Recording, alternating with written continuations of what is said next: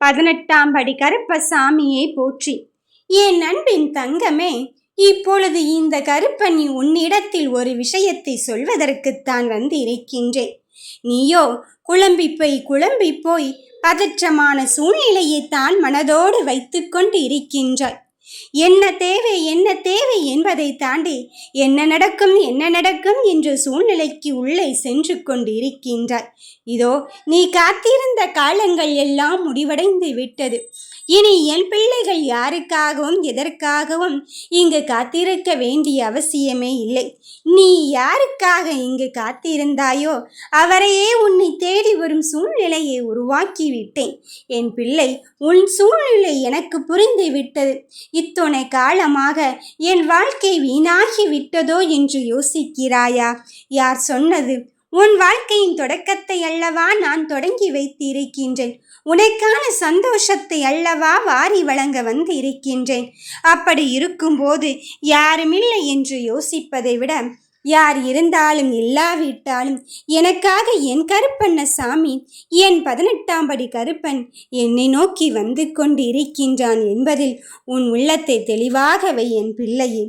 ஒவ்வொரு நிலையிலும் அடுத்தடுத்த படியாக முன்னேறும் போது உன்னை சுற்றி இருக்கும் சூழ்நிலைகள் அங்கே எப்படியாவது எண்ணெய் ஊற்றி கீழே தள்ளிவிடலாமா என்று யோசிக்கும்.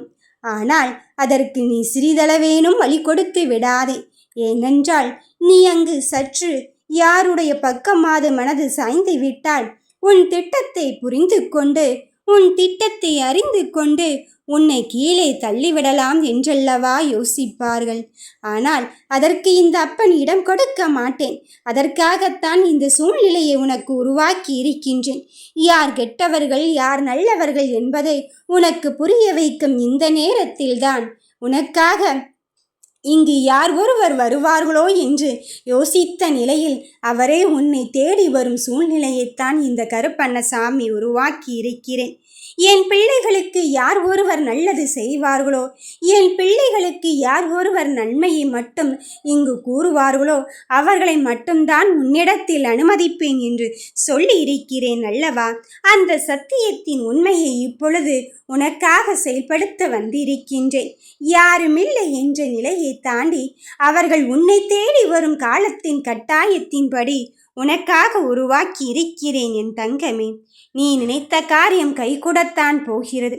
மகிழ்ச்சி களமாக உன் வாழ்க்கையை மாற்றுவதற்கு இப்போது இருக்கும் உன் போராட்ட களத்தை எல்லாம் முடித்து வைத்து விட்டு உன் வாழ்க்கையில் சிக்கல்களை எல்லாம் கடந்து வந்து நீ கேட்ட மாற்றத்தை கேட்டபடி உன் கையில் உடனடியாக கொடுப்பதற்கு இந்த கருப்பன் உன்னை தேடி வந்து இருக்கும் போது யாரும் இல்லை என்றெல்லாம் யோசிக்காதே.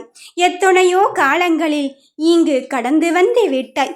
இந்த காலத்தையும் இந்த அப்பனின் துணையோடும் இந்த அப்பனின் நம்பிக்கையோடும் நீ கடந்து வரத்தான் போகிறாய். அதையும் தாண்டி நீ உன் வாழ்க்கையில் என்ன நடக்கப் போகிறது என்று உனக்கான ஒரு அறிகுறியை காண்பிப்பதற்குத்தான் வந்திருக்கின்றேன். உன் கையை பிடித்து உன்னை வழிகாட்டுபவன் சாதாரணமானவனா? என் பிள்ளையே, நான் இந்த கருப்பண்ணசாமி இருக்கும்போது உன்னை வழிநடத்தும் ஒருவனாகத்தான், உனக்கான ஒருவனாகத்தான் உன் கையை பிடித்திருக்கின்றேன். அதில் எந்த மாற்று கருத்தும் இல்லை. எத்தனையோ சோகங்களில் கண்ணீரை துடைத்து இனி யாருமில்லாத போதிலும் இந்த அப்பன் உனக்கு துணையாக நிரந்தரமாக இருப்பேன் என்று என் வாக்குறுதியை கொடுத்த பிறகு தானே வந்து இருக்கின்றாய். அதன் பிறகும் எதற்காக சற்றும் யோசிக்கிறாய்? எல்லாம் இனி உன் வாழ்க்கையில் நீ கேட்டபடி நல்லதுதான் நடக்கும். நல்லது மட்டும்தான் நடக்கும்.